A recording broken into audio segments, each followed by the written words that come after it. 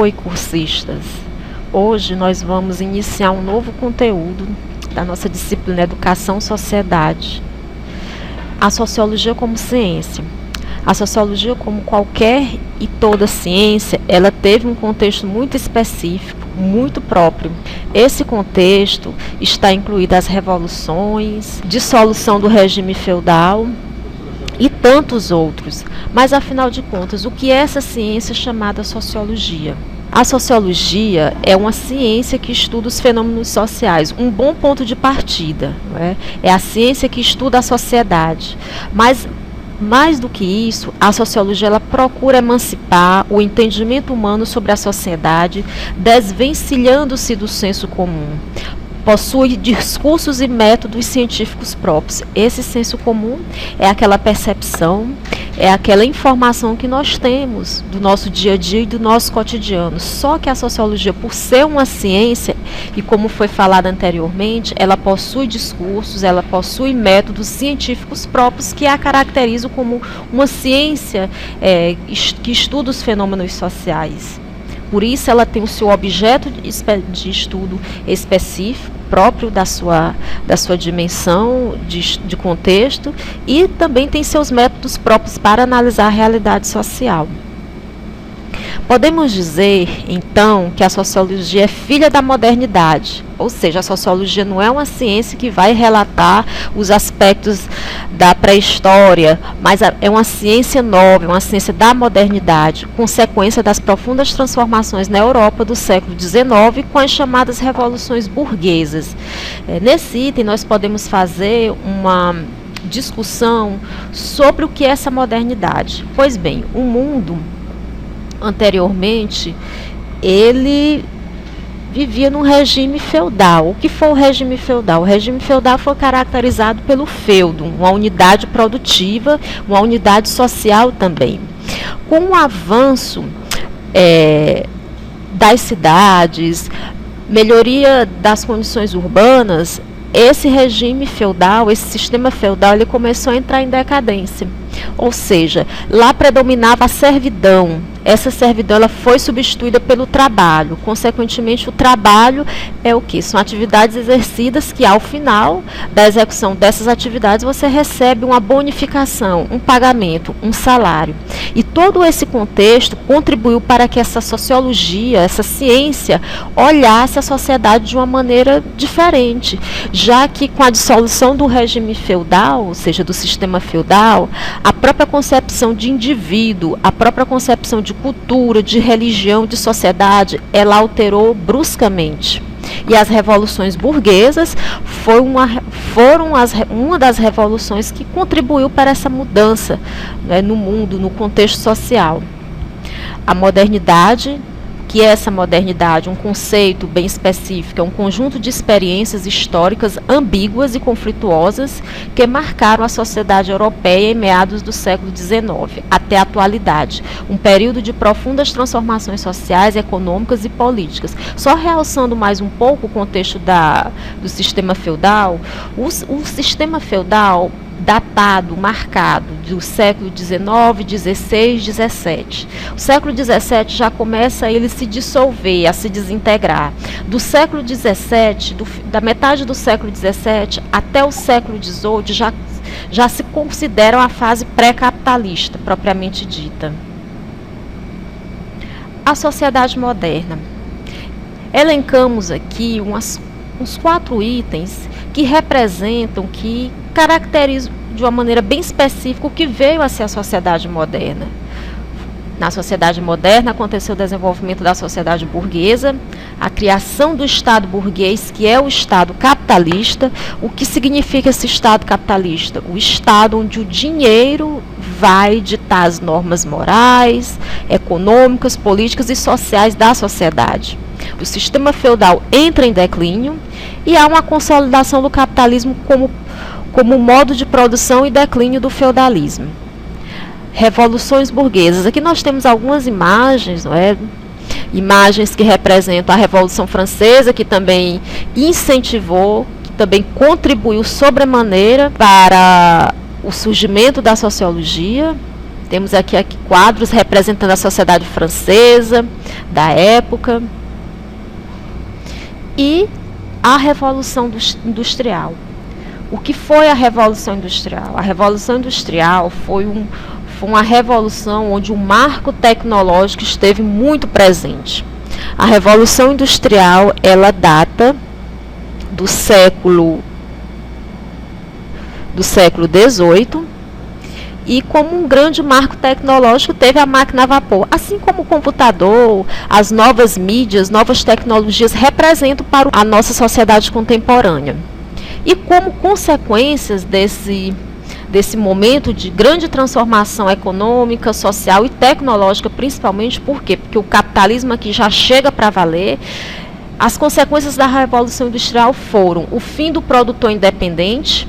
Aqui esse produtor independente passa a ser empregado, passa a ser trabalhador, ou seja, passa a ser proletariado.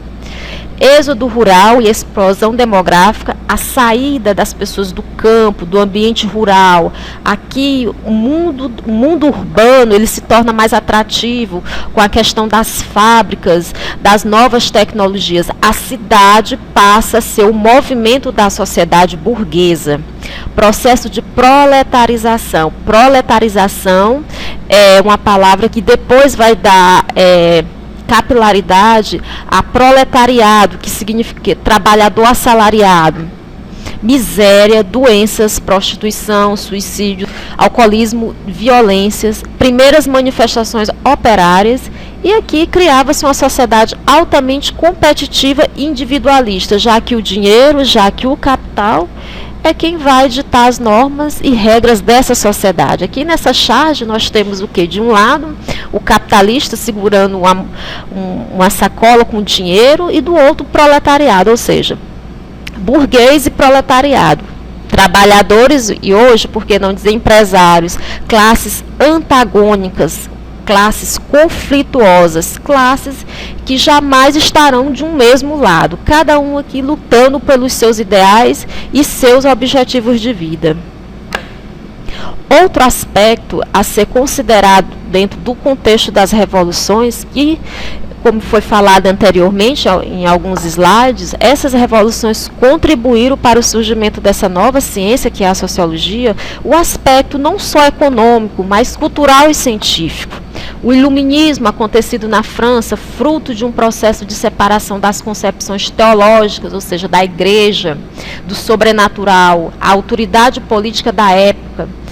O iluminismo vem contra toda essa ideologia de que a igreja, de que a religião dava explicação para a miséria do mundo, para as grandes desigualdades sociais. E o Renascimento, onde aconteceram mudanças econômicas, culturais e urbanas, principalmente no que diz respeito às artes. Em relação ainda a esse movimento, né, o iluminismo, que também está aqui concentrado na Revolução Francesa, instala-se um movimento anticlerical, opondo-se diametralmente ao teocentrismo, antropocentrismo, inaugura um novo tipo de pensamento voltado para o homem como chave explicativa do mundo. Aqui o homem, a sua razão, a sua intelectualidade é que irá conduzir esse novo mundo que está se transformando, e não apenas as leis religiosas. O conhecimento deixa de ser objeto de revelação divina para ser interpretado pela razão, pela ciência. Imagens, figuras desse momento que foi a Revolução Francesa, do que foi o contexto dessas ideias e a ruptura dessas ideias, principalmente dessas ideias muito arraigadas ao teocentrismo, chegando a essa perspectiva de iluminar as ideias, iluminar a razão, iluminar a ciência. Por isso, daí provém o nome iluminismo. Consequências do iluminismo: derrocada do teocentrismo como forma explicativa do mundo, consolidação do liberalismo, ou seja, principalmente o liberalismo político, desenvolvimento das ciências naturais e humanas. Por que não dizer que a sociologia teve todo um contexto dentro desses novos ideais, dessa nova forma de se fazer ciência no mundo? Política, a Revolução Francesa. Ideais iluministas, liberdade, igualdade e fraternidade questionaram a monarquia absolutista. Foi um movimento que contou com forte apoio popular, mas de forte caráter burguês, ou seja, de forte caráter econômico, onde essa nova classe, a burguesia, financiou todo esse momento, todo esse movimento, todo esse apoio popular. As consequências principais foram queda do Estado monárquico e origem do Estado moderno burguês, que foi criado os poderes executivo, legislativo e judiciário, criação do Estado laico e fim do predomínio político da autoridade da Igreja Católica. Burguesia toma o Estado e assume o papel hegemônico. Daí o chamado Estado burguês, que é o Estado capitalista, que é esse Estado que nós vivenciamos hoje. O surgimento da sociologia. Nos slides que nós estamos apresentando até agora, foi todo um processo histórico, filosófico, cultural, que o mundo vivia passando. Ideais da Revolução Francesa, patriotismo, valoração da ética e tudo. Só que o surgimento dessa nova ciência, da sociologia, ela aconteceu no século XIX.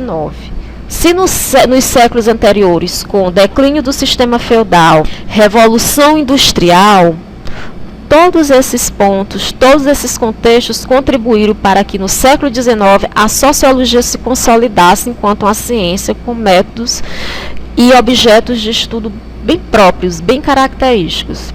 Por isso que nós colocamos aqui, existem vários fatores, vários contextos, mas os três principais foram os processos históricos.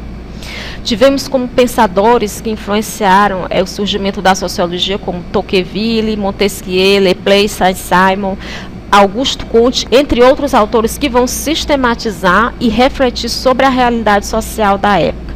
Positivismo. Positivismo foi um sistema de leis criado pelo Auguste Comte considerado o pai da sociologia. Inicialmente, Comte chamou essa ciência, sociologia, de física social. Por quê? Porque a sociologia teve uma forte influência das ciências naturais, com a biologia, das ciências exatas, da física. Teve também uma forte influência da filosofia. E o positivismo, com Auguste Comte, era esse sistema de leis, onde principalmente valorizava a questão da ciência, da técnica, e por isso ele trouxe essas influências da física, da biologia e da filosofia para o contexto da sociologia.